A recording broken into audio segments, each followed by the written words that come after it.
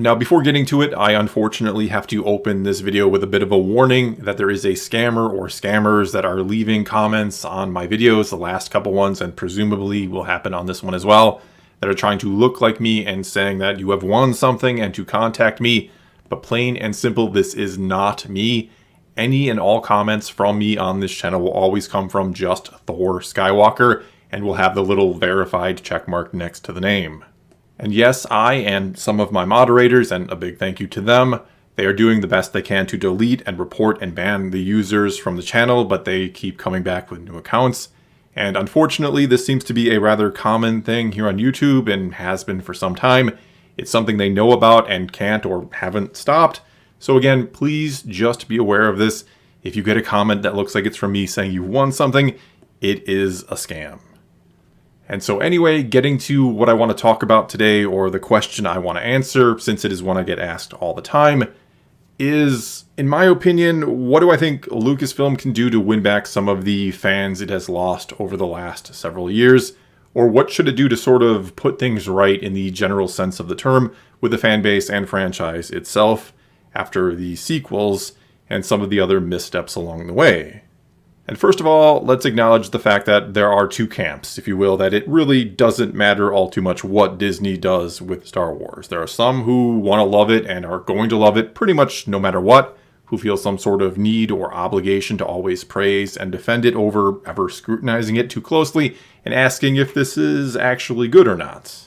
And then there is the camp who are simply done with Disney, who for one reason or many reasons will never again watch Star Wars as long as it is owned by the corporate mouse. And I can actually understand both of these points of view. I get hating Disney and or what they have done with the franchise and not wanting to support them in any capacity or to give them another dime of your money or a minute of your time watching their content. As I also understand just wanting to love Star Wars no matter what. And in an odd sort of way, and as silly or as hypocritical as it may sound, I almost do fall into both camps. I do have a sort of unconditional love for Star Wars itself. I'm always going to root for it, independent of who may own it, much like, as I've compared it to before, being a fan of a sports team, no matter who may own the team, who the players are, or how bad they may be playing.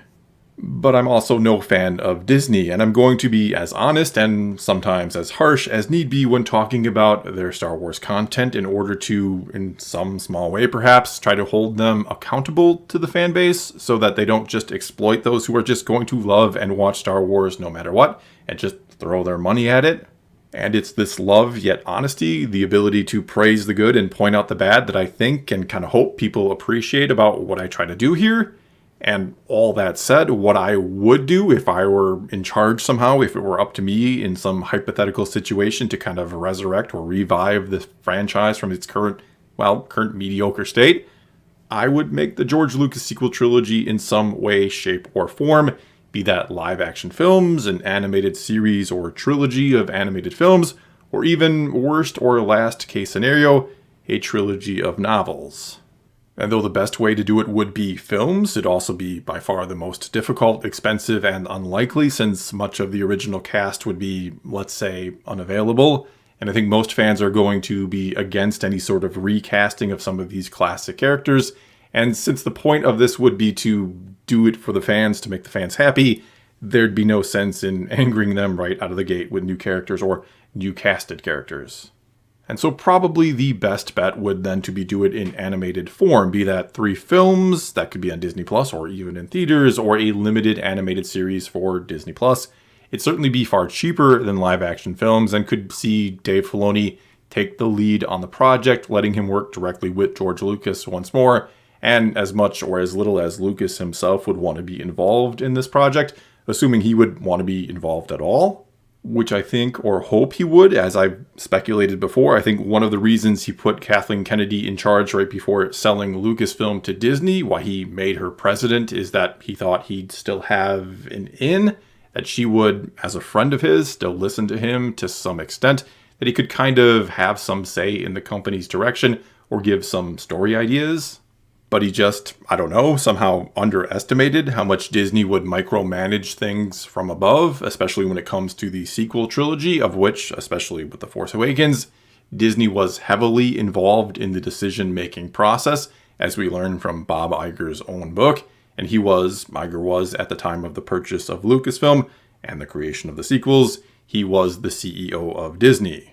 We also learn in that book that Disney actually purchased the story treatments from George Lucas for his sequels, but didn't use them, which Iger says made Lucas feel betrayed, as if they'd inadvertently, he says, given Lucas the impression his versions were going to be made before the deal was finalized. But after it was finalized, they of course threw out Lucas's versions in favor of the winging it as we go approach that we ended up with. And if I had to guess, I would say the main reason why they didn't want to go with the Lucas version of the sequels, why they ignored his story treatments, was fear that it would get a similar negative reaction to the prequels. And I kind of put air quotes around that because certainly not everyone hated the prequels. There were plenty of original trilogy fans who enjoyed those films, myself included. Not to mention the generation who grew up with them loved those films and have since come of age and didn't want them ignored.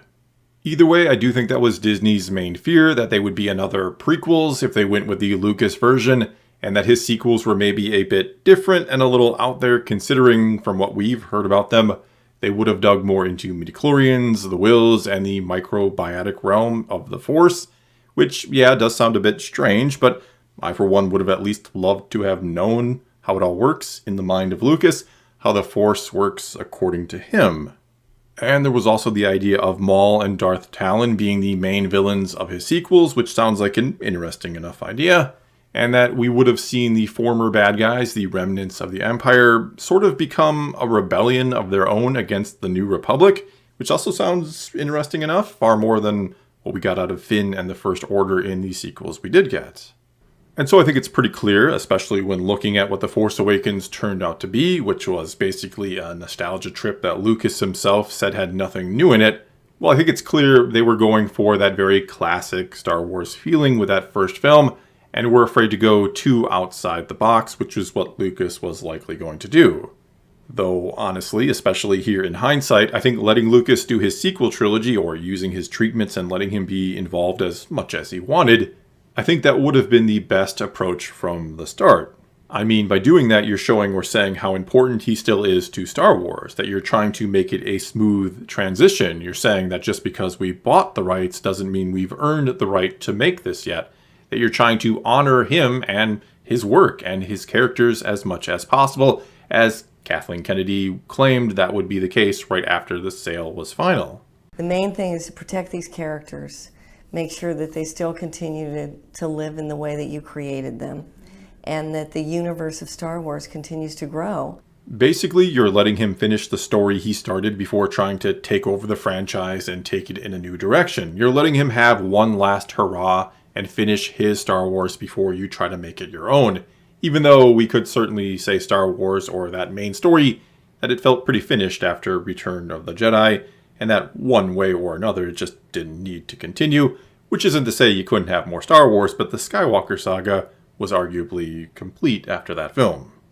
Either way, this approach, or going with the Lucas sequels, would have likely been a win-win type scenario for Disney when you really stop and think about it, because if the new trilogy ends up bad or too out there because of midichlorians or whatever it might be, and not enjoyed by most fans, well then now you, as Disney, you essentially have the blessing of fans, if you will, to do your own thing with the franchise, to try something completely new and different with it. And I know they thought they already had that, again because of the prequels and how hated they were assumed to be, but you would have at least given Lucas a shot to redeem himself first in the eyes of those who hadn't liked the prequels. However, if the Lucas sequel trilogy ends up good and really good and loved by most fans, well then, first of all, you have a hit film that makes you a ton of money, and just in general, you make all Star Wars fans happy to have one last trilogy from Lucas. And thus the whole time, you could have played the trilogy up as the end of the George Lucas Skywalker saga, and the eventual beginning of something brand new after it.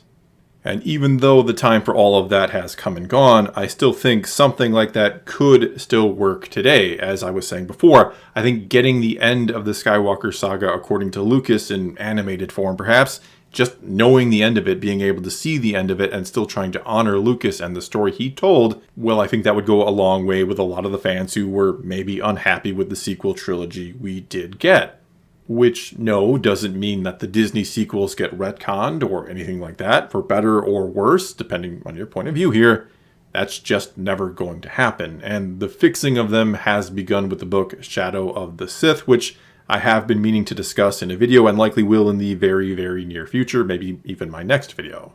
Anyway, again, no, that doesn't mean the retconning of the sequels, and I know for some that is the only way they will ever come back if those films are erased, and I understand and respect that stance, but I just don't think they're ever going to go through with that. Either way, it would mean getting the Lucas version of the sequels, and essentially you would make it clear without ever actually having to say the words that Disney Star Wars is indeed something separate from Lucas Star Wars. It's simply a different continuation of it, which is fine. Many already consider it to be that way anyway. And it's not like this is unprecedented, considering that, yes, for better or worse, the expanded universe was also a slightly different version of Star Wars from what Lucas had in mind. And I mean, let's do this while Lucas is still around, while he might still have the energy and desire to be a fairly big part of this, to again, maybe work with Dave Filoni on an animated project of some kind.